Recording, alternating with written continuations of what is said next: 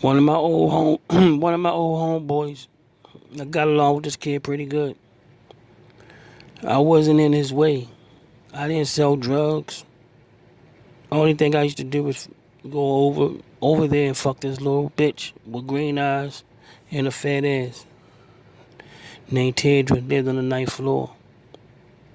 But this guy, if you was a drug dealer in the 90s, you had to keep your eyes on this guy right here at all times because he was not to be trusted.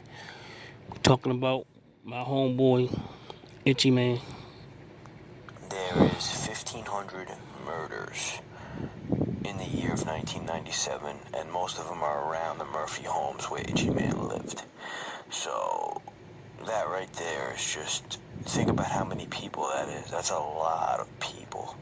1,500 is a huge, like, in 1997, Baltimore, Maryland is the most wild and feared city in America at this point. I mean, they got everything from heroin to coke, you name it. Baltimore's got it in that time. They were really holding it down. And violence was at all-time high. Itchy Man first, he killed Alfonso Rogers. He shot him with a shotgun, and somehow the charges were dropped. He also killed a kid, a 16-year-old crack dealer named Ellis Johnson. Ellis Johnson was, selling crack on the block. Itchy Man ran up on him and basically told him to run his pockets. No, kick it out. So when Ellis Johnson pulled out $9, you know what I mean? That's all he had. Itchy Man put the gun to him and said, "All right, well, where's your stash at? Where's the rest of your shit?" And Ellis Johnson took Itchy Man to his stash, which was basically a cardboard box in the middle of the street with about 40 green tops, 40 tops, and tops of vials of crack. So he had 40 separate vials of crack, and Itchy Man took the work from him and shot the kid 3 times in the leg and broke his leg, and then shot the other leg up. So now he made this kid who's bleeding in the street crawl back to his house, and he walks away laughing, Itchy Man. So he's walking away laughing, and he doesn't get up the block. Maybe 30 minutes later, not even, he sees another drug dealer, a guy named Lewis Middleton. He runs up on Middleton. Middleton's on the phone with his mother. His mother's from New York, and Lewis Middleton's on the phone with his mother. And Itchy Man puts the gun to him and tells him to hand over the money, whatever's in his pockets. So, what's his name puts the phone away from his, mouth real quick. Pause. Grabs, whatever money he has in his pocket, gives it to Itchy Man. Itchy Man takes it, counts it, puts it in his pocket, and then shoots Middleton twice, drops him, and then stands over him and empties a total of 10 rounds into Middleton. This is right after he killed Ellis Johnson. This is the same night within the same couple of hours, probably the same hour. So he's really just running around the city, just robbing people and just wild. Itchy Man had an itchy trigger finger for sure. And this whole time, mind you, the cops are looking for him. So he's at a high rise, and now there's about 50 cops. It's like Grand Theft Auto. They got 50 cops on the force going to get Itchy Man in this high-rise building. Itchy Man hears them coming through the front door, so he jumps to the back balcony and then starts scaling the balconies in the high-rise apartments. And he starts scaling it like Spider-Man, scaling it, ends up jumping through a garbage chute and escaping and never getting caught by the cops. So now there's 50 cops on the ground, and he's...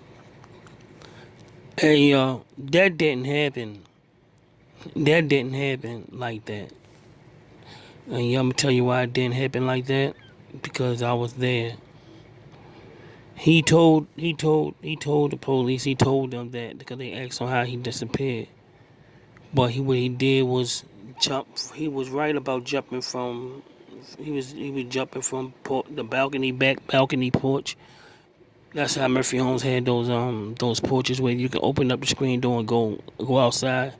He was jumping on those bitches. I don't know how he did that shit because those motherfuckers. It was enough. No way you can just climb it. I don't know how he did that shit. He must have been extremely strong and athletic to do that. But he got on the seventh floor. Somebody let him in, and that's how he escaped. The article was wrong on that point. Ask me how I know, cause I was there. Pretty much, like Spider-Man jumping from roof to roof and escaped. So not only could they get him, they couldn't even get him in person, let alone when they had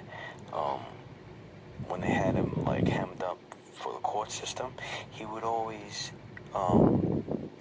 do witness tampering and tamper with witnesses and the people like Ellis Johnson, that he's been shot before by him, so he didn't even show up to court because he's afraid that he's gonna get killed. So everybody was just he was like Tony Spilotro when it came to the court, because no one wanted to testify against him, and then everybody that he killed, there was lack of evidence. They couldn't really pin it to him. So he was really just running around wild in Baltimore. And around this time, Baltimore was crazy. I mean, it's probably like what Chicago is right now. Baltimore's pretty insane. He finally, everything caught up to Itchy Man. In '06, his own nephew that he was running around with, doing a lot of the murders with, He killed him. they found a gun, and the fingerprints led back to the nephew. So when the nephew was getting pressed by the police, he basically told the cops that he did a bunch of the killings with Itchy Man, and pretty much gave like a written/verbal statement on Itchy Man, which really hemmed him up. They gave Itchy Man life plus 10 for 2 murders and then dozens of attempted murders. So they pretty much sealed him up. They basically took 1 or 2 and gave him the life sentence out of it, even though they couldn't prove the others. But Itchy Man, Baltimore had Baltimore in fear in 1997. Crazy times. I'm Nikki P. Check us out.